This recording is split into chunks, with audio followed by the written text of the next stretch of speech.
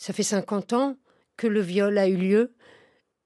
Je le vis encore dans ma chair, chaque jour, chaque nuit. Les hommes, ils savent pas. Il faut qu'ils comprennent, putain, quoi. Il faut qu'ils comprennent que quand ils nous touchent de force, quand ils nous forcent, quand ils nous violent, ils nous tuent. J'espère que les hommes qui font ça ne savent pas le mal qu'ils font. C'est fou que la société entière ait applaudi l'humiliation des femmes. C'est dire à quel point il y a quelque chose de si archaïque, si ancien et si profond dans le dysfonctionnement entre les hommes et les femmes. Et Blier a, j'allais dire, magnifié ça. Il en a fait une ode. L'omerta, c'est une entreprise de mort qui est pire que l'inceste. Ça peut vous rendre fou, vraiment. C'est un livre qui m'a bousculé, même plus que ça, parce qu'il parle beaucoup d'une période où moi j'essayais de comprendre qui j'étais, quelle femme avec ses traumas cachés et ses désirs encore inavouables. Et je découvrais alors Anouk Grimberg dans Merci la vie. J'ai jamais trop réussi à dire pourquoi elle me bouleversait. Ce film pour elle a été le début et ou la suite d'une violence. Je ne le savais pas à l'époque. Anouk Grimberg prend la parole régulièrement pour soutenir les femmes qui dénoncent les viols et les agressions qu'elles ont subies sur les plateaux de cinéma. Mais elle n'avait jamais parlé de ce qu'elle avait vécu, elle, le viol, l'inceste, les violences sexuelles, le système. Elle a choisi de l'écrire dans un livre qui sort aujourd'hui. Respect, c'est son titre. Respect en effet. Bonjour Anouk Grimberg. Bonjour. Et merci, bienvenue dans les Midis de Culture, Merci. Je suis ravie de vous recevoir. Vous publiez donc Respect, un livre dans lequel vous brisez le silence qui vous a été imposé très longtemps autour des viols, de l'inceste, de l'emprise d'un homme, de ce que ça a fait de vous. Mais il est question de vous, mais vous insistez beaucoup sur le fait que vous inscrivez ce vécu dans un ensemble de violences faites aux femmes. Vous vous placez dès le début aux côtés de toutes les femmes en fait. Ben, je pense que sans le mouvement MeToo, je ne me serais jamais réveillée de cette espèce d'insensibilisation que je me suis quasi imposée pour survivre, en fait, aux agressions qui ont jalonné ou percé ma vie. Oui, il y a un mouvement très vertueux et assez fantastique qui se passe en ce moment autour des femmes et des relations hommes et femmes. Et j'avais l'impression que mon histoire pouvait apporter une bûche au feu, ce feu qui est pas dévastateur, au contraire, qui est là pour réparer le tissu entre les hommes et les femmes. Je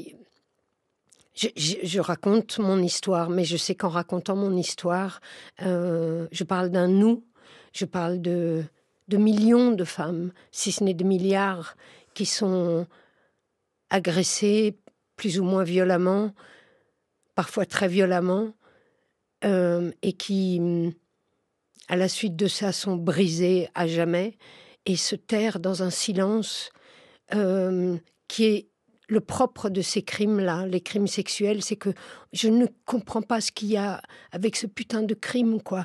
Comment ça se fait que les victimes sont coupables et que les coupables sont innocents? Il y a quelque chose qui vraiment tourne pas rond et qui, évidemment, est le travail inconscient de la société ou des familles qui fabriquent le déni, qui fabriquent l'omerta. C'est-à-dire que, quels que soient les viols ou les violences par lesquelles on est passé, c'est à la femme d'avoir honte, c'est à la femme de se taire, c'est à la femme de ravaler son envie de mourir, que les hommes distillent en nous. Les hommes, ils savent pas. Il faut qu'ils comprennent, putain, quoi. Il faut qu'ils comprennent que quand ils nous touchent de force, quand ils nous forcent, quand ils nous violent, ils nous tuent. On a beau être vivant encore, on a beau marcher dans les rues, travailler, avoir des maris, des enfants. Quelque chose est mort en nous et eux, ils rigolent. Eux, ils rigolent derrière l'enceinte de l'impunité. Et ça suffit vraiment, ça suffit, quoi. Vous dites qu'ils n'ont pas conscience.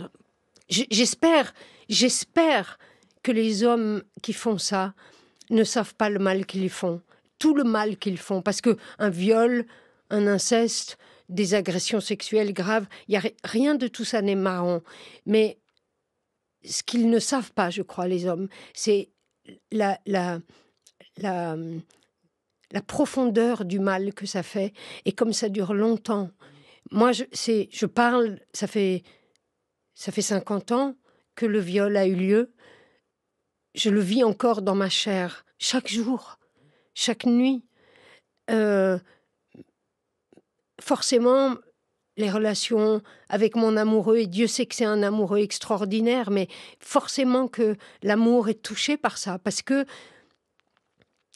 tout simplement, l'alphabet des relations sexuelles, il n'est pas infini. Quand un homme vous viole, d'une façon ou d'une autre, c'est pas aux antipodes des gestes qu'un amoureux peut vous faire. Et on est marqué comme au fer rouge, quoi. Moi, je suis, depuis 50 ans, hantée par des images de crimes, de viols, et j'y peux rien. C'est des flashs qui me torturent, contre lesquels je lutte. J'ai appris à lutter avec ça. De toute façon, les femmes qui sont passées par le feu, elles sont rares, celles qui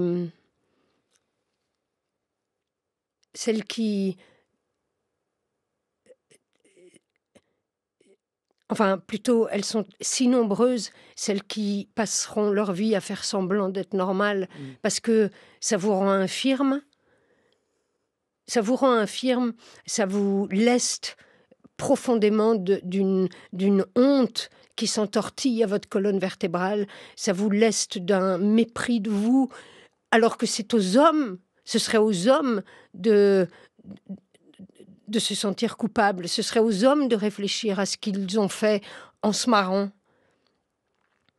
Et il y a quelque chose qui est propre au viol ou aux violences, c'est que c'est si violent, c'est si sidérant, que on n'est plus la petite chose vivante qui subit ça. C'est comme si on désertait son corps, c'est comme si on désertait son âme. C'est comme moi, je m'en souviens très très bien, autant pour le viol que pour l'inceste, que pour d'autres agressions qui ont encore une fois jalonné ma vie à tel point que je compte les hommes qui m'ont respecté, je les compte sur une main. Mais ce que ça fait, les viols, c'est qu'on est... Et ce que les hommes, je crois, savent pas, les hommes, ni les femmes, ni la justice, ni vraiment, à vrai dire, la société, c'est qu'on est... moi, en tout cas, je suis devenue un caillou pour survivre. Oui, vous utilisez ce mot de pierre. De pierre. Je ne sentais plus rien, je pouvais plus bouger, il n'y avait plus un son qui sortait de moi. J'ai dû supporter cette chose horrible qui a dû durer au moins 1 heure. C'est très très long, 1 heure. Et après, j'ai remis ma culotte et je me suis tue pendant 50 ans. Vous aviez 7 ans. J'avais 7 ans pour le premier viol, j'en avais 12 pour l'inceste. L'inceste, c'était pas mon frère n'était pas un homme méchant du tout, mais il était aussi peu éduqué que moi, aussi peu cadré que moi, et il a joué avec moi. Et le viol, l'inceste, c'est quelque chose qui peut...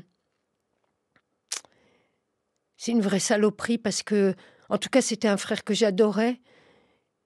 Et c'est parce que j'avais confiance en lui, parce que c'était mon protecteur, parce qu'il avait, à mes yeux, tous les droits sur moi, tous les pouvoirs de me rassurer, de me conduire dans la vie.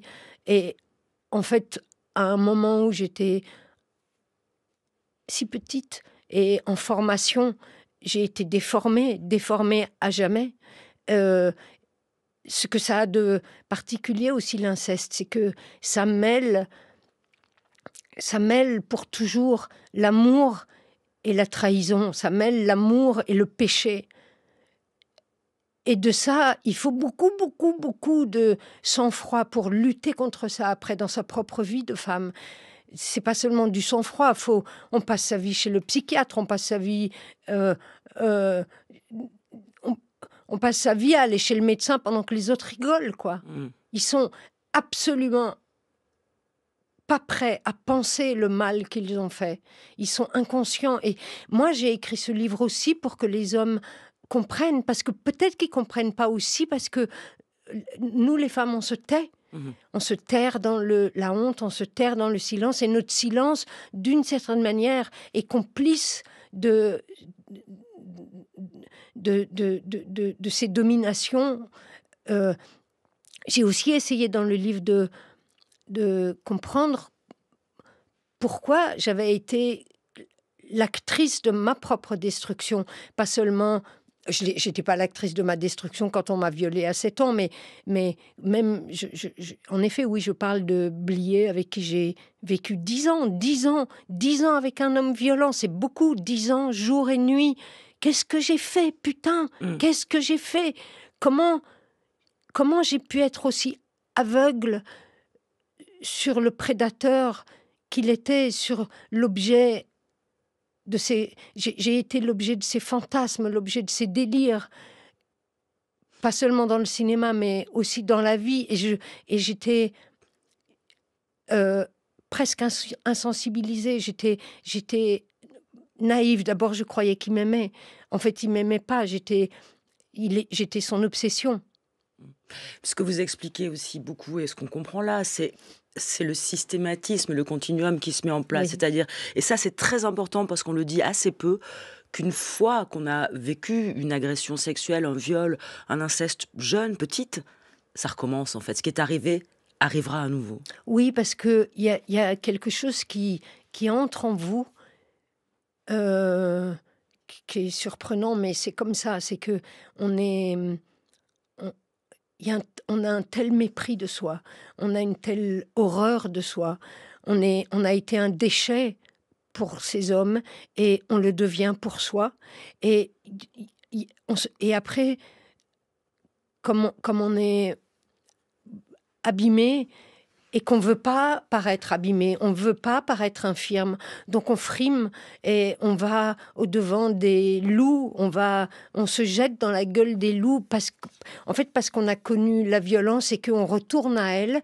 Il y a aussi quelque chose qui est très étrange, c'est que quand on vit ces violences, on commence à entendre parler de cette fameuse sidération, de cette chose où on est coupé de ses émotions, et ça provoque en soi un espèce de calme qui vous protège de l'agression. Et ce calme, après, va être quelque chose qu'on va aller rechercher encore et encore et encore.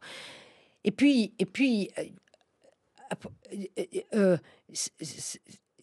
donc c'est quelque chose de très pernicieux parce qu'à la fois ça vous permet de survivre et ça fait de vous une proie, et les hommes le sentent très bien, c'est-à-dire qu'ils vous font croire qu'ils vous aiment, mais ils vous dévorent. On est leur mangeoire. Et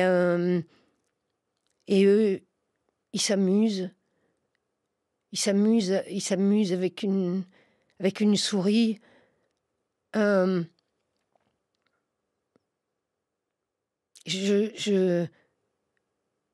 j'ai pas écrit ça pour me venger. J'ai même pas essayé. J'ai même pas voulu dénoncer les gens. Il y a très peu de noms. Je ne dis pas les noms.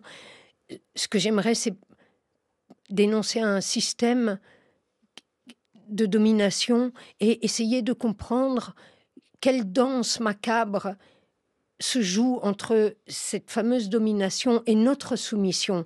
Parce que j'ai été soumise, je me suis laissée faire.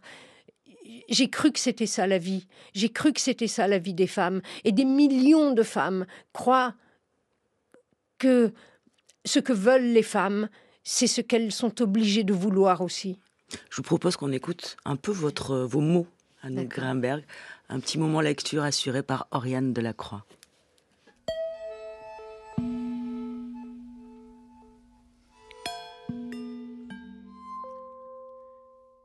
Nous qui sommes passés par le feu, sommes bizarrement honteux et honteuses, donc soumis et soumises, l'ombre de nous-mêmes.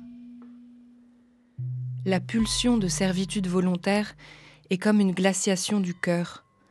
Elle dure le temps qu'il faut pour supporter la vérité en soi et oser rompre le silence. Pour certaines, c'est enfermé toute la vie. Chez moi, ça a craqué. Je n'ai tout simplement plus pu continuer comme avant. Et ce « je ne peux plus » est un dragon de calme et de clarté face au pouvoir morbide de ceux qui m'ont fait violence. Je sais dans ma chair ce qui accompagne les agressions sexuelles, depuis le viol, l'inceste, sans oublier ce continuum de menues agressions qui ont toutes altéré mon identité. C'est toujours le déni, c'est toujours l'omerta. Explicite ou pas, on m'a dit « tais-toi, tu es une menteuse, une folle, une fouteuse de merde, une hystérique. Tu réécris l'histoire, tu prends tes désirs pour des réalités, tu as bien cherché ce qui t'est arrivé. Tu es indigne de l'amour qu'on te porte, tu ne mérites que la honte, etc. » Je sais qu'il suffit de ne plus vouloir être détruite pour être accusée d'exagération ou de fabulation. Pourtant, rien de ce que je dis n'est exagéré. J'ai plutôt soustrait. Ce que je dis, beaucoup d'autres l'ont déjà plus ou moins vécu et ravalé. C'est une vérité sombre qui traverse les générations, les milieux, les époques. La dire est un acte de vie. J'imagine qu'oser parler des profiteurs déclenchera une nouvelle salve de calomnie à mon endroit. Je n'en ai pas peur, ce ne sera qu'une épreuve supplémentaire de cette vérité que je mets en commun. Le monde a peur de sa noirceur et en fait porter la culpabilité à ceux qui la regardent et la dénoncent. Je connais la violence sourde des dominants, rien de nouveau, et j'ai eu le temps de surmonter la nausée. Le déni, l'omerta, les mensonges sont la bave des sociétés, petites ou grandes. Ça colle, ça glue, ça enfonce la honte, ça peut tuer parfois. Mais je ne suis plus une victime. Je fais face au système qui a tenté de me broyer et continue d'embroyer des millions. Je suis prête à affronter sa puissance, ou plutôt son impuissance à se regarder et réparer ses fautes.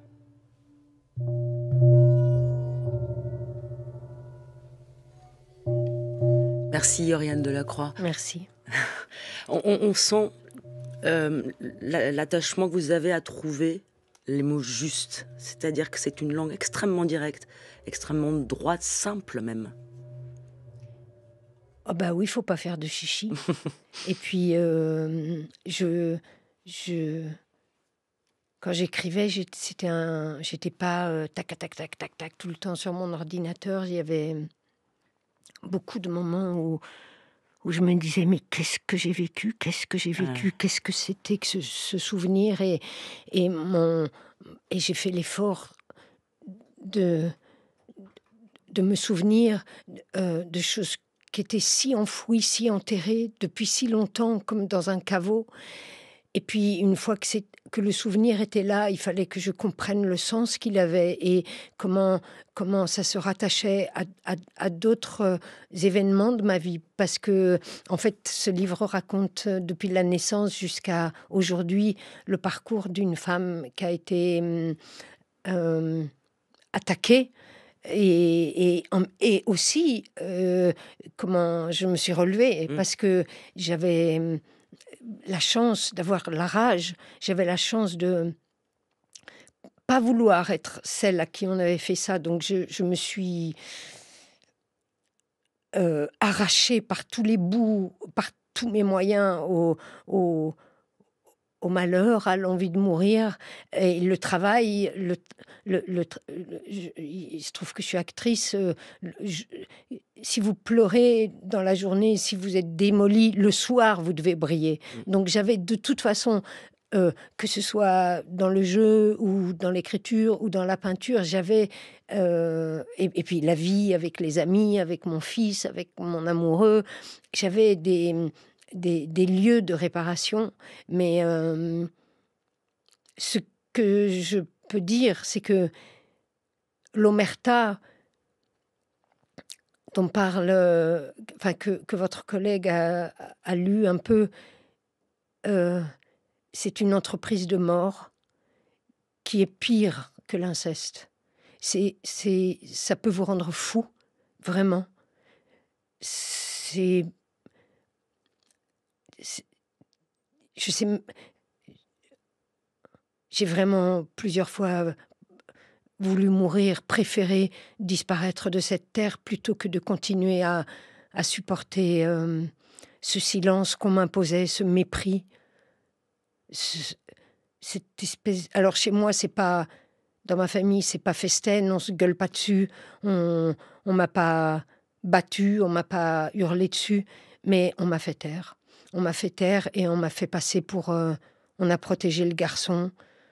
Tout le monde, toute la fratrie a protégé le garçon et m'a réduite à être une fouteuse de merde, quelqu'un qui veut détruire, alors que moi je voulais même pas me venger, je voulais juste qu'on dise la vérité. Je crois, et on le sait, les statistiques le disent, les femmes qui ont été violées, violentées, quand elles sont pas entendues, pas crues, elles n'ont qu'une chance de s'en sortir. C'est pas vraiment mon cas parce que je vous dis, moi, j'ai eu la chance d'avoir dans ma vie des lieux de création, où j'ai pu oublier cette personne qu'on me faisait... on me faisait croire que j'étais une merde. Et heureusement, j'avais des occasions ou des obligations de briller. Mais vous avez été comédienne, et là, avec Bertrand Blier, vous étiez replongée typiquement là-dedans, pour le coup. C'est ce que vous dites, c'est que oui. les films que moi j'ai vus adolescente et que j'ai aimés, c'est vraiment terrible. Merci la vie, 1, 2, 3 soleil, et Mon homme, donc voilà, bien sûr.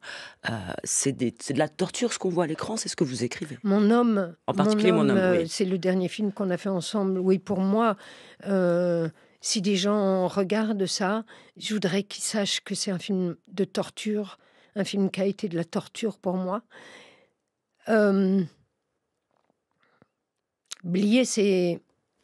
Quand je l'ai connu, je connaissais rien de son cinéma, j'avais jamais vu ses films.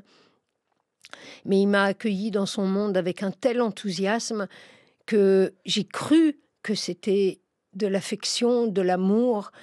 En fait, c'était un ogre. Et très très vite, je suis devenue sa chose, sa muse. Mais sa muse, c'est pas rigolo. Être la muse, c'est être l'objet des délires d'un homme. C'est être encerclé par le regard d'un homme qui fait de vous son fantasme, et vous n'avez rien le droit d'être autre que ça. En tout cas, Blier, il était très... D'une certaine manière, il était très autoritaire avec moi. Et puis, Mon homme, quand je parle d'un film qui a été une torture, vraiment, je voulais pas le faire. C'est un film qui raconte une histoire d'une pute. Je voulais pas jouer une pute devant l'homme avec qui je vivais. Je voulais pas être nue. Je voulais pas que des hommes me passent dessus. Et pour m'obliger à le faire, il m'a traîné chez un psychiatre de star. Et la discussion s'est passée entre 2 hommes où l'un, Blier, disait « répare-la pour qu'elle soit capable de tourner ». Et le psychiatre m'a mis sous neuroleptique pendant des années pour que je sois l'objet des délires d'un cinéaste. Et alors, pourquoi j'ai accepté ces médicaments? Parce que je vivais sous sa menace. Il me menaçait de me retirer mon enfant parce que soi-disant j'étais folle. En fait, j'étais pas folle du tout, j'étais saine. Je voulais juste pas vivre ça, je voulais pas tourner ça, je voulais pas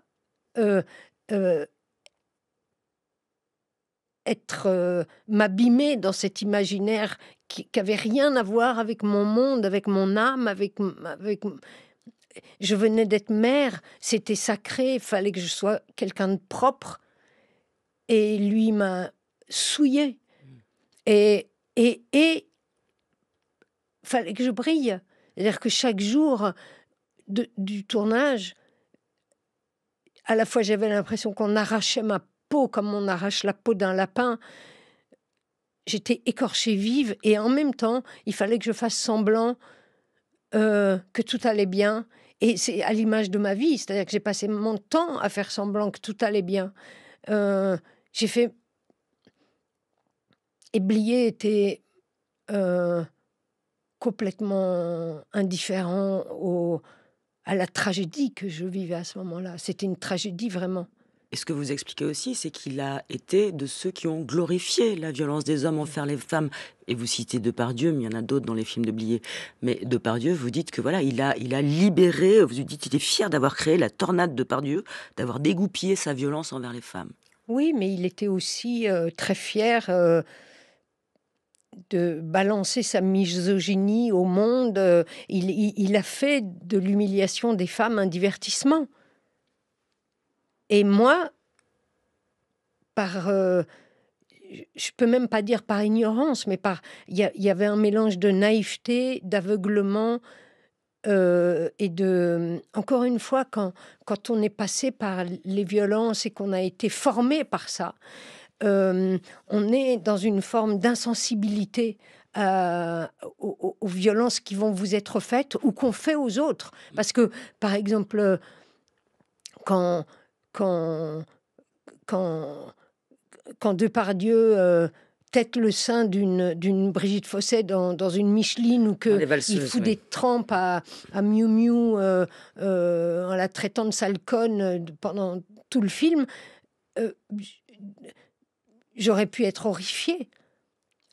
Bon, alors, je le répète, j'avais pas vu le film au début, mais quand je l'ai vu il y a 20 ans, enfin, il y a plus de 20 ans, quand je l'ai vu, quand j'ai commencé à vivre avec lui, j'étais comme la société. J'ai trouvé ça marrant, quoi. J'ai trouvé ça marrant. C'est fou, quoi. C'est fou que la société entière ait applaudi l'humiliation des femmes. C'est dire à quel point il y a quelque chose de si archaïque, si ancien et si profond dans le dysfonctionnement entre les hommes et les femmes. Et Blier a j'allais dire, magnifié ça. Il en a fait une ode. Oui. Et alors, Depardieu, pour ce qui est de Depardieu, oui, peut-être que Depardieu avait déjà quelque chose de monstrueux. Il s'est vanté d'avoir violé alors qu'il était un jeune homme. Mais en tout cas, c'est beaucoup dans le cinéma de Blier qu'il est devenu cet homme qui ose mettre des mains au cul, mettre des mains au sein, qui ose maltraiter les femmes en toute impunité. En toute impunité. Et son déni d'aujourd'hui pendant le procès était vraiment pathétique. Pathétique parce qu'on aimerait tellement, mais tellement, dans ce moment où le monde est en train de bouger, où les femmes sont en train de commencent à parler, où on commençait à parler. On aimerait tellement que les hommes prennent leur place dans ce mouvement. On ne les accuse pas. On veut juste qu'ils pensent à ce qu'ils ont fait. Qu'ils ne soient pas comme tous ces crétins au procès de Mazan qui étaient incapables de dire « Oui, j'ai violé et pardon. Pardon, madame. » Merci Anouk Grimbert. Je suis désolée, je vous coupe. On arrive à la fin de l'émission. Merci beaucoup d'être venu. Votre livre Respect sort aujourd'hui chez Julliard. L'émission Les Midis de Culture, c'est fini. Elle a été préparée par Zoé Coupé, Lise Ripoche, Tom Hundenstock, Boris Pinault, Oriane Delacroix, Aïssa Toundoy, Louis Cosnar, Zora Vignier. Elle est réalisée par Laurence Malonda avec aujourd'hui à la technique Marie-Claire Oumabadi.